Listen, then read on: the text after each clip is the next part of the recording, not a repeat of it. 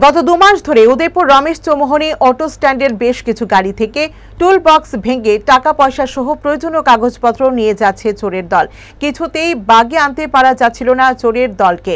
অবশেষে গতকাল রাতে এক চোরকে ধরে ফেলে এলাকার লোকজন।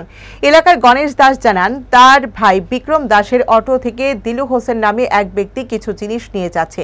দৌড়ে গিয়ে তাকে ধরে নিয়ে আসে। পরে তাকে কিছু উত্তম মধ্যম দিয়ে পুলিশের হাতে তুলে দেওয়া হয়।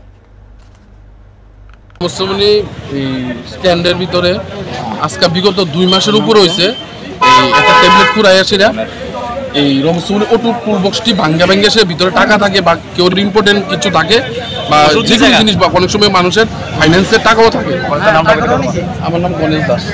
হ্যাঁ, এরপরে এই টাকা পয়সা মানে ভিতর থেকে যা পাইতেছে লয়ে যেতেছে, ওষুধ নিছে, ওষুধ এরপরে মানে ডকুমেন্ট কিছু থাকলে লয়ে যেতেছে বা ইম্পর্টেন্ট কিছু থাকলে বা জ্বালাইতেছে বা রিটার্ন করতেছে।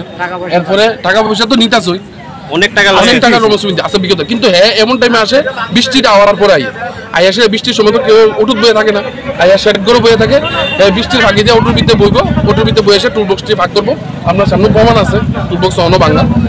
এই টুল বক্সের ভিতরে যা পাইব ইম্পর্টেন্ট আছে বিগত 2 মাসের উপরে হ্যাঁ শুধু মানে শুরু হইতেছে কন্টিনিউ, কিন্তু ধরা পড়তেছে না। এমন ভাবে এই টাইমে আজকে হাতে নাতে ধরছে। কি নামের?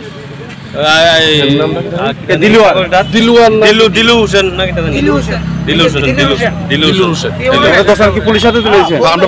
আমরা স্যারের কাছে আমরা